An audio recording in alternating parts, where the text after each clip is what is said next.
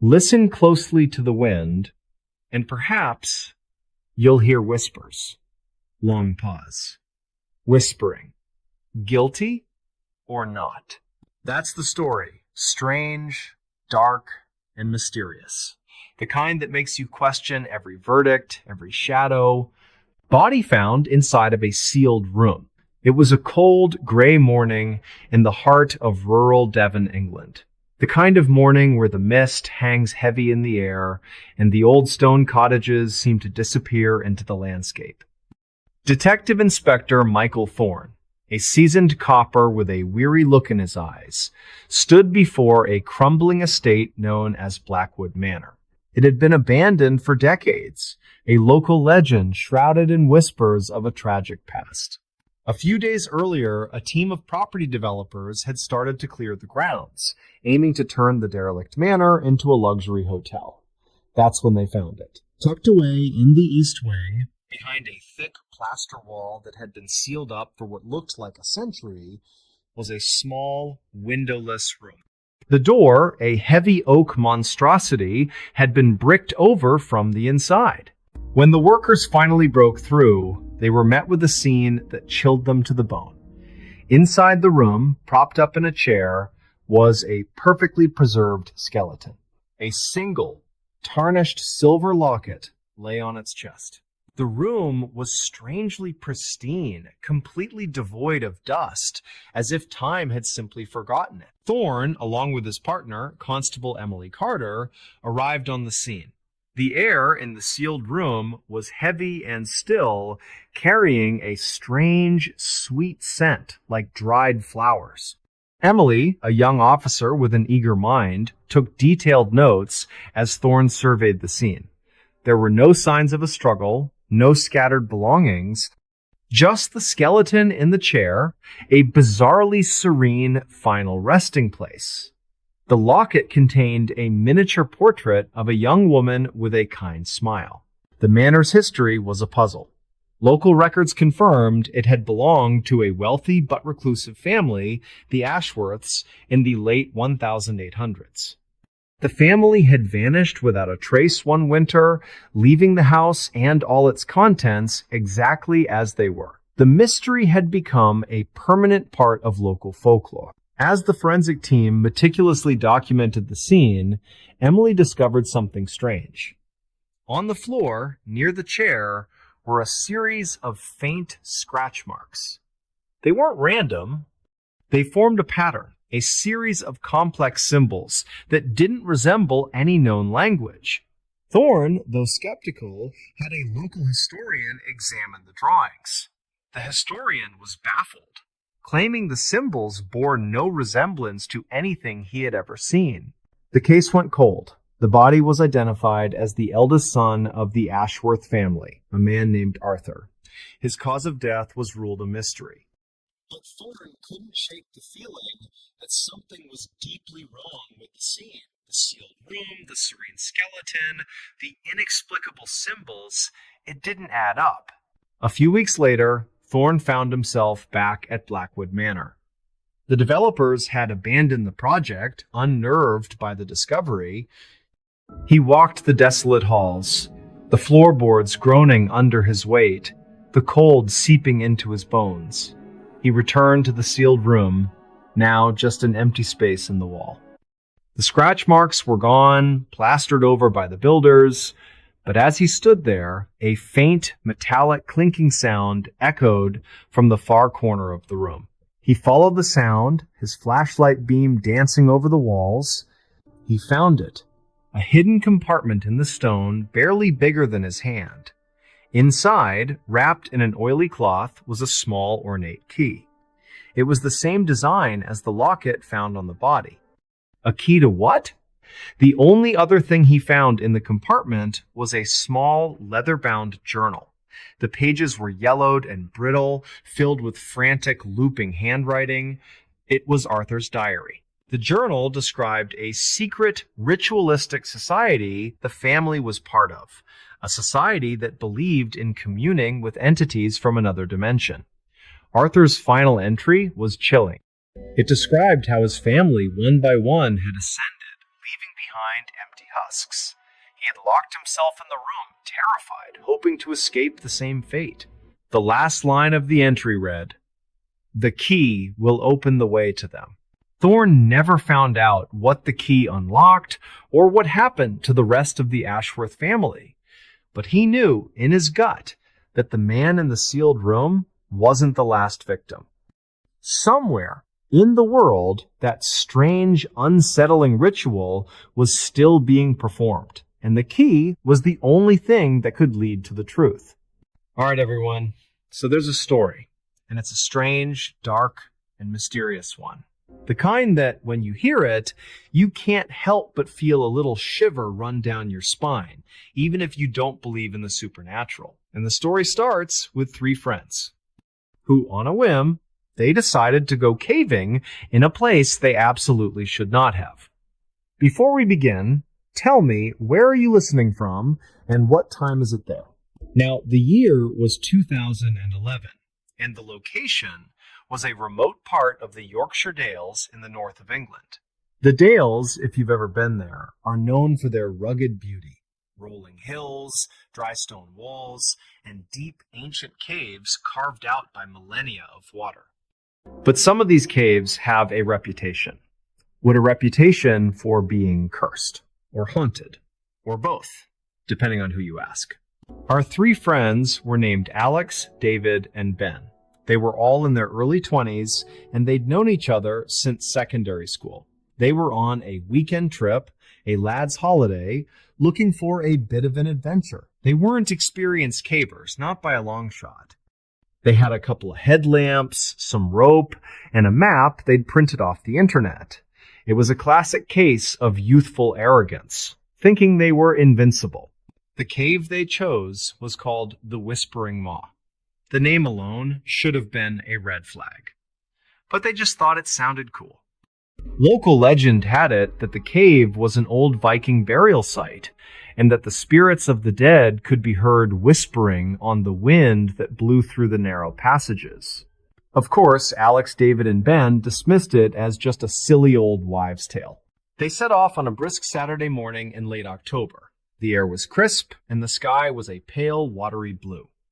They found the cave's entrance tucked away in a small, hidden gully. It was a narrow, unassuming crack in the limestone rock.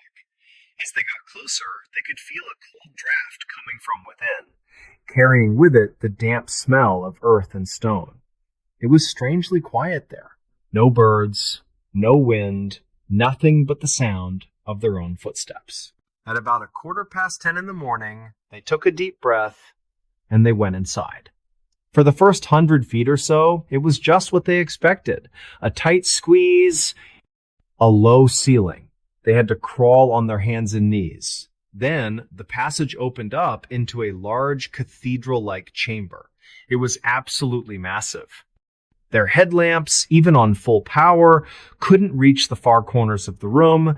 It felt ancient and empty, but not in a good way.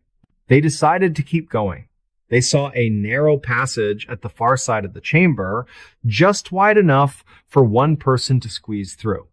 Ben, who was the most adventurous of the three, went first. Alex was right behind him. David, who was already starting to feel a little claustrophobic, was the last one in line. As they squeezed into the passage, something shifted. The rock beneath them felt unstable. Then, without warning, there was a low rumble, a deep, guttural sound that seemed to come from the very bones of the earth. And before any of them could react, a cascade of rocks and debris fell from the ceiling. A rock fell. They were trapped. The entrance to the passage that was completely sealed. A moment of stunned silence, then chaos. They started shouting, banging on the rocks, trying to dislodge them, but it was useless. They were stuck. Panic started to set in.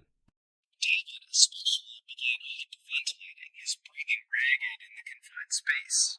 Alex and Ben tried to calm him down. They took stock of their situation. They had their gear, some water, and a few energy bars. They had their phones, but of course, no signal. They decided their best bet was to try and find another way out. The cave had to connect to something, right? They continued on deeper into the dark. For what felt like hours, they crawled and climbed through narrow tunnels and over slick, wet stones. They were losing track of time. The batteries in their headlamps were starting to dim. The silence was becoming unbearable. It was a heavy, oppressive silence. The kind of silence that feels like it's listening to you. Then they heard it? The whispering? It wasn't the wind. It was faint at first, like the rustle of dry leaves. But it was definitely there. It seemed to be coming from all around them, a chorus of faint, indecipherable voices. It was impossible to tell what they were saying, and they were getting louder and louder. David, his nerves already shot, started to cry out. "Did you hear that? I told you! I told you this place was wrong!" Ben tried to reassure him, telling him it was just the echo or their minds playing tricks on them. But Alex had a different feeling. He felt a deep, cold dread. He was the one who had pushed for this. He felt responsible. At some point, they reached a fork in the path. A wide tunnel to the left, a narrow, dark, almost vertical shaft to the right. David convinced he heard something from the wide tunnel. Something that sounded like a cry for help, and insisted they go that way. Ben and Alex, exhausted and disoriented, followed him, not really thinking straight. It was a mistake they would all come to regret. They didn't find any sign of another person, but they did find something else. Something that shouldn't have been there. Lying on the floor of the tunnel was an old, rusted metal helmet. It was of a design none of them had ever seen before. It looked ancient. It was a Viking helmet.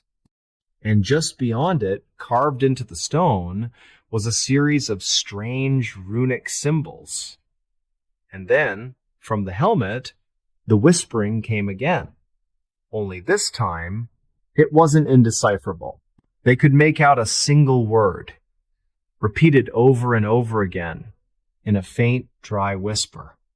The word was mine. David, unable to handle it anymore, let out a piercing scream and ran back the way they came, back towards the shaft they'd just passed. Ben, seeing David bolt, tried to chase after him, shouting his name. Alex, frozen in place by a primal fear, watched them go.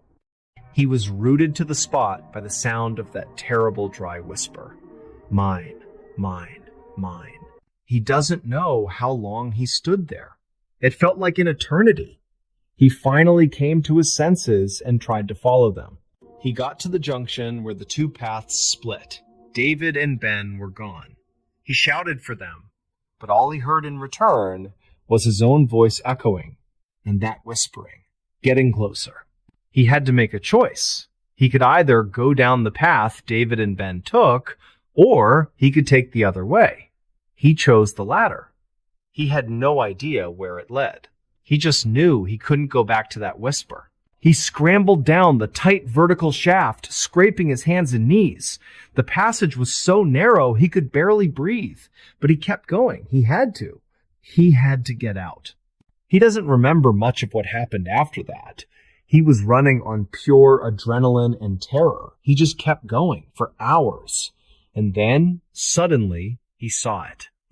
A sliver of light up ahead. He scrambled towards it, his heart pounding in his chest, and he emerged into the open air.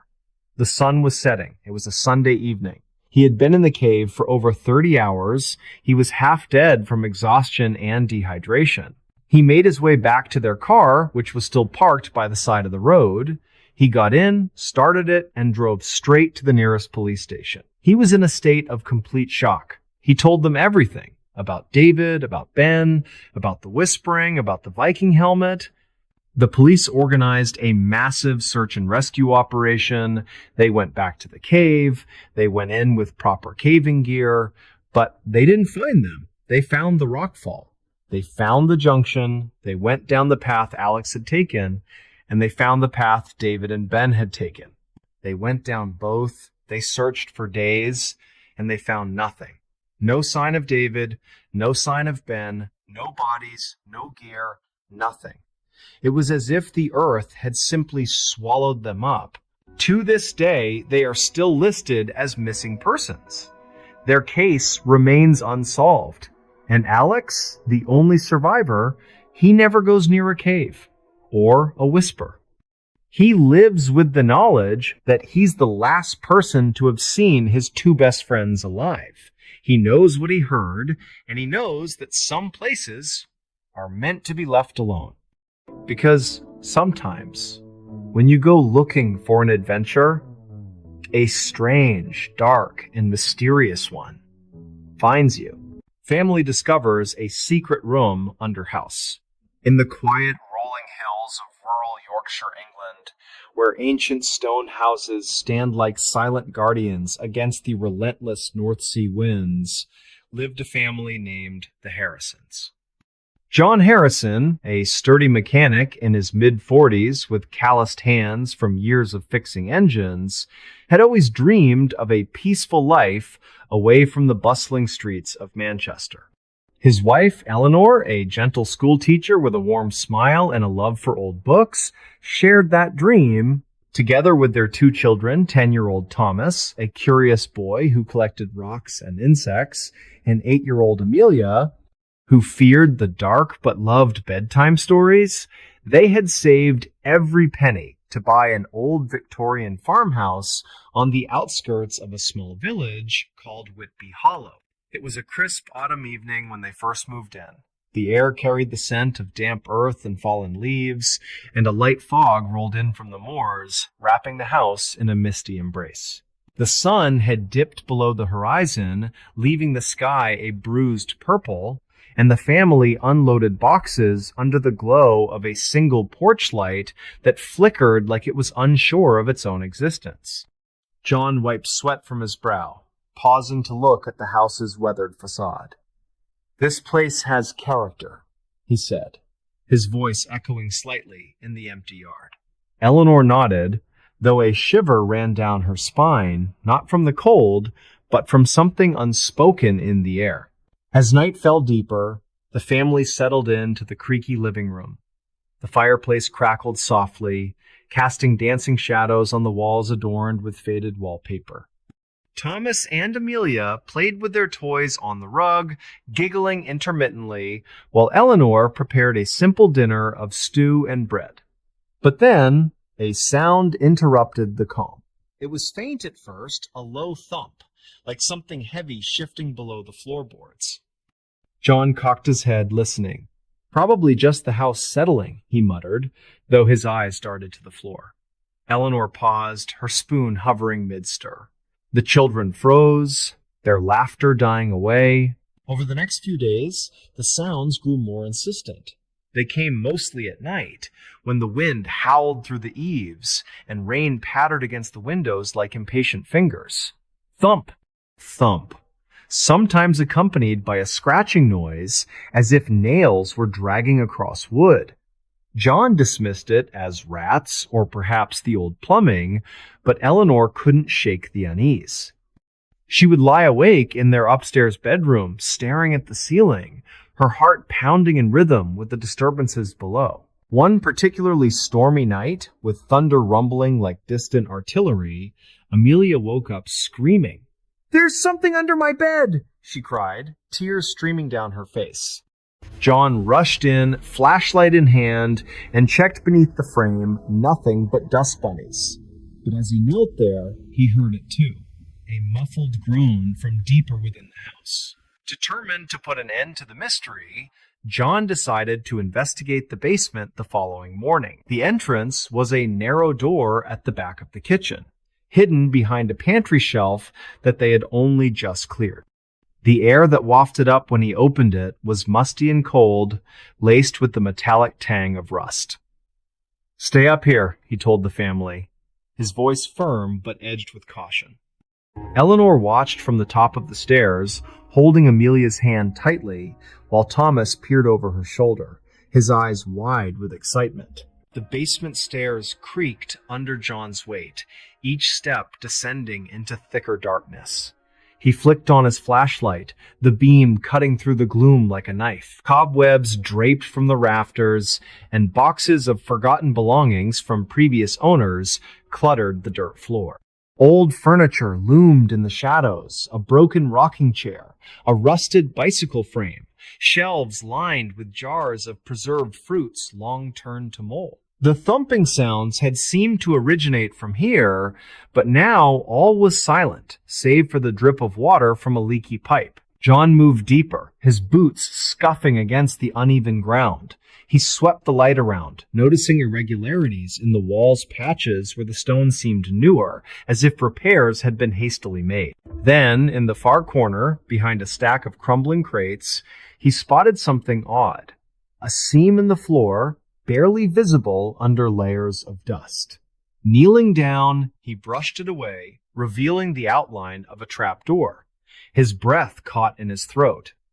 It was wooden, reinforced with iron bands, and secured by a heavy padlock that looked ancient, its surface pitted with corrosion. Heart racing, John called up to Eleanor, "You won't believe this! There's a door down here, under the floor!" She descended cautiously, leaving the children upstairs with strict instructions not to follow. Together, they examined the trapdoor. "What could it be?" Eleanor whispered, her voice trembling slightly.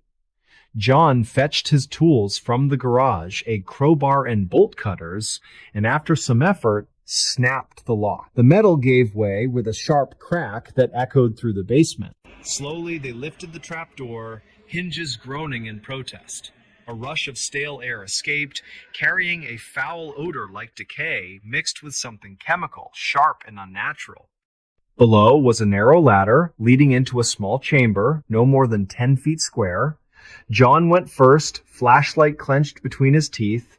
The space was dimly lit by his beam, revealing walls of rough-hewn stone, damp and glistening with moisture.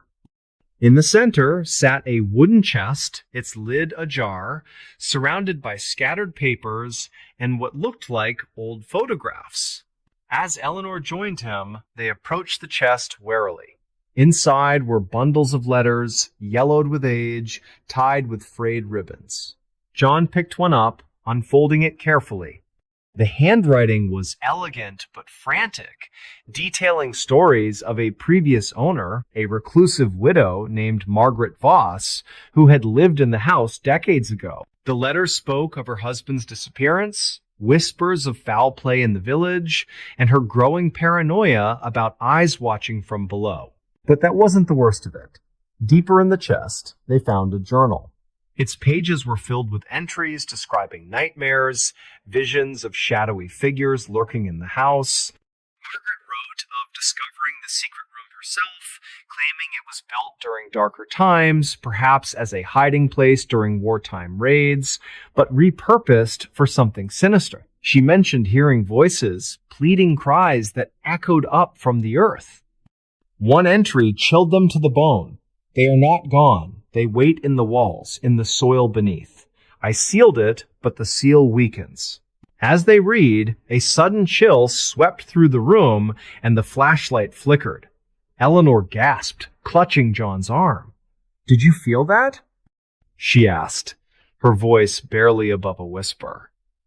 Then, from the shadows in the corner, they heard it, a soft scraping, like something moving behind the stone.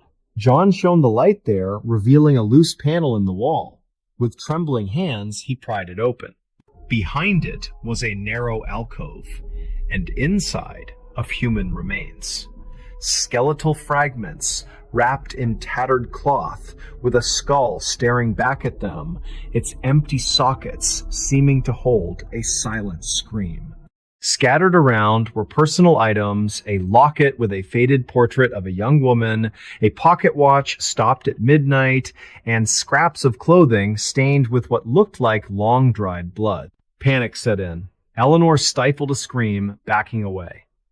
"We have to get out," she urged, her eyes darting to the ladder.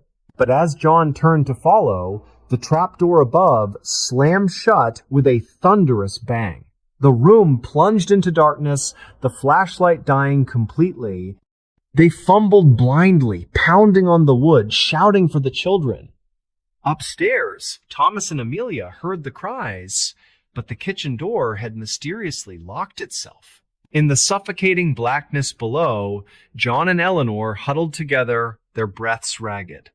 Whispers began faint at first, then growing louder, murmuring in accents thick with old Yorkshire dialect. "Join us. Stay below." The air grew heavier, pressing in like invisible hands.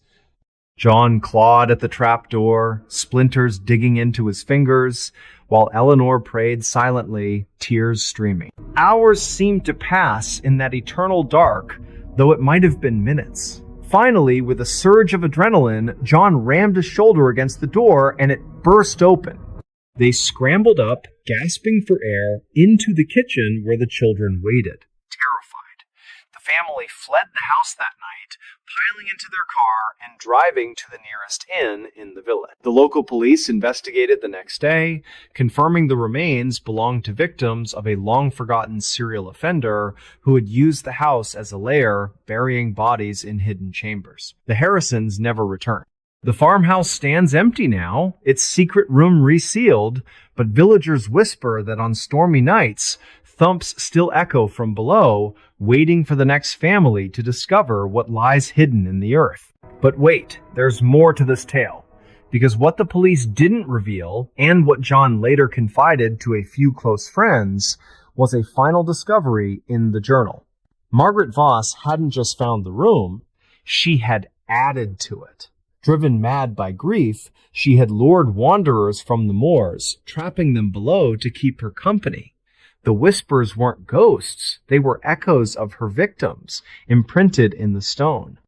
And on the last page, scrawled in shaky script, "The room calls. It always calls." The Harrisons moved far away to a modern flat in London, but Amelia still wakes screaming about the dark below her bed. Thomas collects no more rocks. He says they remind him of bones. And John and Eleanor? They sleep with the lights on, listening for thumps in the night, knowing that some secrets, once uncovered, never truly stay buried. Now, imagine this. You're in your own home, late at night, and you hear a faint scratch from under the floor. Would you investigate? Or would you pretend it's nothing, hoping it goes away?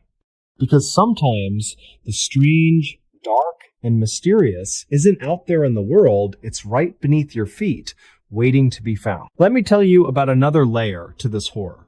After the police sealed the room, a curious reporter from a local paper sneaked in one foggy evening. He was a young man named Oliver Grant, ambitious and skeptical of ghost stories. Armed with a camera and a notebook, he descended into the basement, laughing off the villagers' warnings. "It's just old bones," he scoffed to himself. The trapdoor was bolted shut, but Oliver, ever persistent, jimmied it open with a tool from his bag. The stench hit him immediately stronger now, as if decay had festered in the interim. He climbed down, his flashlight beam trembling slightly despite his bravado. The chest was still there, papers scattered as the Harrisons had left them, but something was different. The alcove wall was ajar, and from within came a low hum, like breathing. Oliver approached, heart pounding, but curiosity overriding fear. Peering inside, he saw not just the skeletons, but fresh marks, scratches on the stone, as if hands had clawed desperately. He snapped photos, the flash illuminating details he wished he hadn't seen. Fingerprints etched in blood, long dried but vivid. Then a whisper slithered into his ear. "See us. Join us." He spun around, but the room was empty. Panic rising, he rushed for the ladder. Halfway up, the trapdoor began to close on its own, hinges creaking like laughter.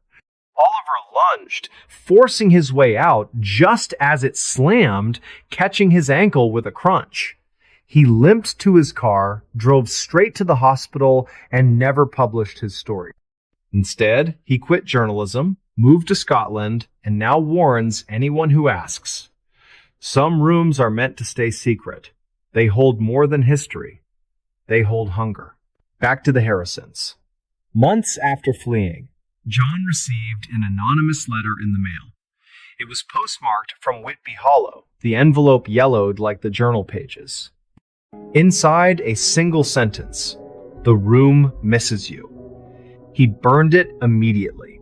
But that night, the thumps returned not from below, but from within the walls of their new home.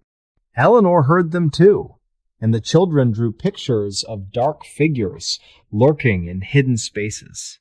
They consulted a priest from a nearby church, Father Edmund, a kindly man with a thick beard and eyes that had seen too much. He visited their flat, sprinkling holy water and reciting prayers. "Evil clings," he said solemnly. "It follows those who disturb it." For a while, the sounds ceased, and the family breathed easier. But on a rainy autumn evening, much like the one they moved in, Amelia found a small door in her closet, a maintenance hatch they hadn't noticed before. Inside was a crawl space, dark and inviting. "Don't go in," Eleanor warned. But Thomas, ever the explorer, shone a light inside. There, etched on the wall, "Welcome home." The family packed up again that very night, vowing never to live in an old building again. They rented a new-built apartment on the outskirts of the city, all glass and steel, no basements, no secrets. Yet even there, in the dead of night, when the city hums with distant traffic, John sometimes wakes to a familiar thump. He lies still, pretending it's the neighbors, but deep down, he knows. The room isn't just a place, it's a presence, a void that pulls at the curious, the unwary.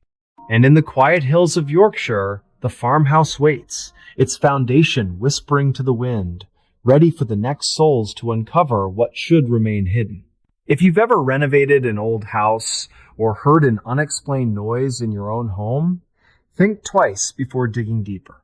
Because beneath the floorboards, in the forgotten corners of our world, lie stories that are strange, dark, and utterly mysterious.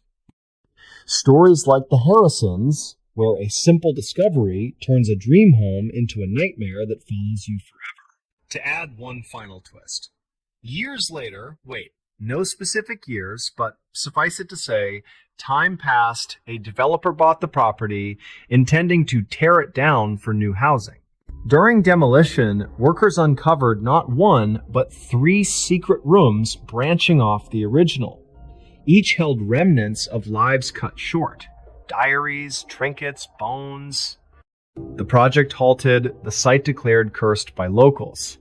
Now it's overgrown with weeds, a forbidden spot where teenagers dare each other to venture at midnight. One such teen, a girl named Clara from the village, went in on a dare. She descended into the ruins, phone light guiding her. In the deepest chamber, she found a mirror, cracked but intact, reflecting not her face, but Margaret Voss's, smiling wickedly. Clara ran, but from then on she heard whispers in her ear, urging her back. She moved away, but the calls persist. So, the moral? Some secrets are buried for a reason. Unearth them, and they unearth you. That brings us to the end of this tale. But remember, the next time you feel a chill in your home or hear a bump in the night, it might not be nothing. It might be something waiting, patient and hungry, in the dark below. Missing Hiker leaves behind a terrifying video. There are certain places in the world that hold an almost mystical, beautiful allure, a sense of wild, untamed nature that calls to the adventurous and the brave. For those who seek solitude and a break from the everyday noise of city life, a trip to one of these remote, quiet corners of the globe can feel like a spiritual experience. But what happens when that silence turns sinister? When the beautiful, untouched landscape becomes a hunting ground? And when the thing you thought was your escape becomes your final destination? This is the story of Alistair Finch. And the last thing he ever recorded, Alistair was a perfectly ordinary bloke from Bristol, with a passion that bordered on obsession for hiking and a growing YouTube channel dedicated to his outdoor adventures. He was no professional survivalist, no daring thrill seeker leaping from cliff tops. He was just a regular guy who found his peace on the trails of Britain. The Brecon Beacons in Wales, with their sweeping vistas and rugged, challenging paths, were his favorite. He'd hiked them dozens of times, knew the winding routes like the back of his hand, or so he thought. It was a cold, wet Thursday morning in late autumn when Alistair set out. The mist clung to the hills like a shroud, and a fine drizzle misted the air, making the already slippery rocks slick and treacherous. It wasn't a day for a casual stroll, but Alistair was well-equipped and experienced. He had his waterproofs, a rucksack packed with supplies, a fully charged mobile phone with a downloaded map, and, of course, his trusty handheld camera. The camera was his constant companion, his way of sharing the beauty he found with his small but dedicated online community. He started his vlog, as he always did, with a cheerful, slightly out-of-breath introduction. All right, everyone. It's Alistair. Bit of a grim day out here in the Beacons, I won't lie. But you can't beat the atmosphere, can you? I just look at this. Properly moody. Just me and the sheep up here. He panned the camera around, showing the misty gray landscape. The heather and gorse, a deep, muted purple against the dark rock. He seemed completely at ease, in his element. For the first few hours, the footage was what you'd expect.